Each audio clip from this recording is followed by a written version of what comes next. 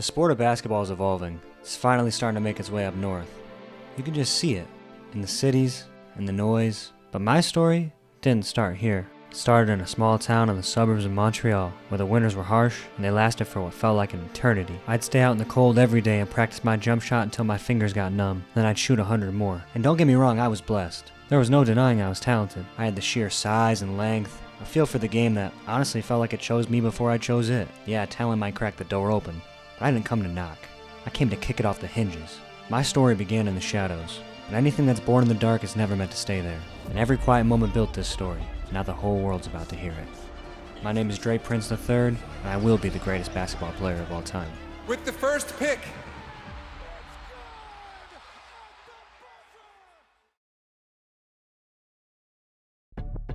With the McDonald's All-American game getting ready for tip, a ton of fans flocked to see Grego Prince III firing threes and performing ridiculous dunks.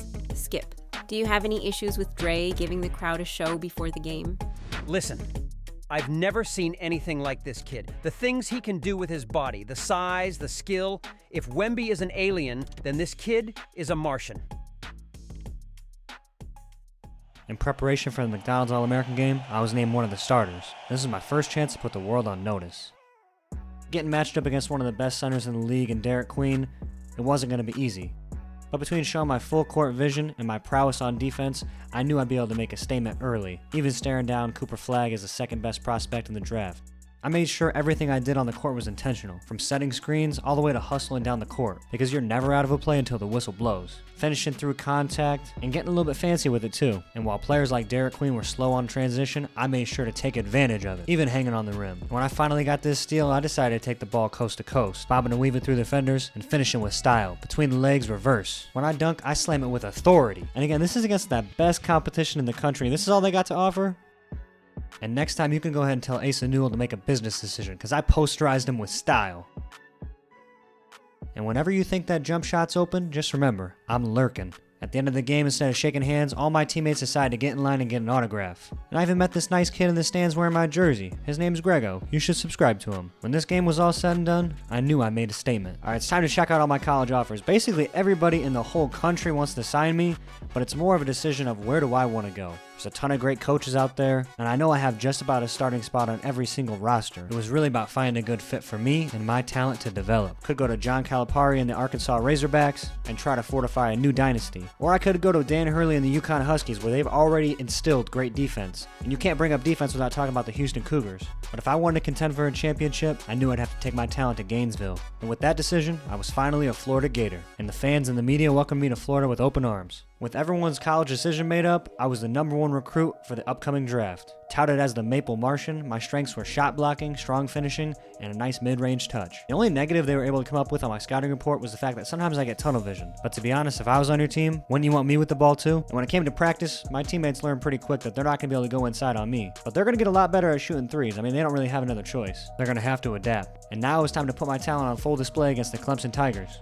This was the first game of my college career, and I wasn't about to switch it up now. I had to put on a show for all the people that got to the game early. Fancy dunks, double between the legs. Even when you think I'm going for a dunk, I might switch it up and do a little layup. I'm trying out stuff you've never even seen before. Even my teammates can't believe it. Working on my touch around the rim. And it paid off too, as I got a nice dunk to start the game off, a little snatch block on Ian Sheffield. Why don't you try out football, buddy? And a fancy no-look pass as well. Remember, I can do it all. 360 poster, ankle breaker, step back 3 from the wing. My scouting report didn't have a lot of negatives. I told you I can shoot, I can block, I'm as fast as they come, and I got quick hands too, so I can snatch it and finish in style. Because I can finish with touch and with power. When I see a lane, I attack the rim. Nobody's getting in my way. Sending blocks back to the 5th row. Even if we don't get the rebound, I'm making an impact. My teammates are about to rack up a lot of assists on these lobs. And I already told you can't finish in size. You're going to have to start getting better at shooting threes. That's what I've been doing. And clearly it's working. As we finished the first game of my college career with 38 points, 9 rebounds, 7 blocks, and 7 steals. And if I had to describe my game in one word, it's gravity. Notice how everyone's collapsing to me, and when I pass it out, I got an easy layup. So after the game, I decided to hit the lab. I knew I needed to keep working on my jump shot, and honestly, as I start to reflect on my college career, I'm thinking to myself, As much as I want to stay in college and get this NIL money, I know I got to get to the league. I'm hoping that this team in Gainesville is good enough to get me to a national championship, because I'm starting to run out of time. Something I haven't really mentioned is while this whole recruiting process has taken place, my mom's been really sick. What we thought was just a common cold has now been diagnosed as stage 2 leukemia, and doctors are afraid it's only getting worse. And I've told her ever since I was a little kid that I'm going to make it to the league one day. I'm going to reach my potential and fulfill my promise. She's been my best friend through thick and thin. That's why I wear this pink bracelet, to remind myself that life is precious and never take it for granted. It's like my mom always said, you got to seize the moment, because you never know if that's going to be your last one. It's hard to accept, but I know my time is limited, and while I love playing in college with all my teammates, I know I'm destined for something bigger. So for our final game in senior night, I had to give my teammates and the crowd something to be proud of. I played possessed this game. Something was in me. I had to just make sure I took all my anger out on the court. I ran harder than I've ever ran. I shot more accurately than I've ever shot. I could not miss. I've been practicing all these threes. I gotta show them off. I even ended this man's whole career. Jumping over the top of Damian Dunn had to have been one of the craziest things I've ever performed in a game, but I was on a mission. And even though this game was on a Sunday, it didn't stop the bank from being open, as I hit this top of the key 3 from the logo.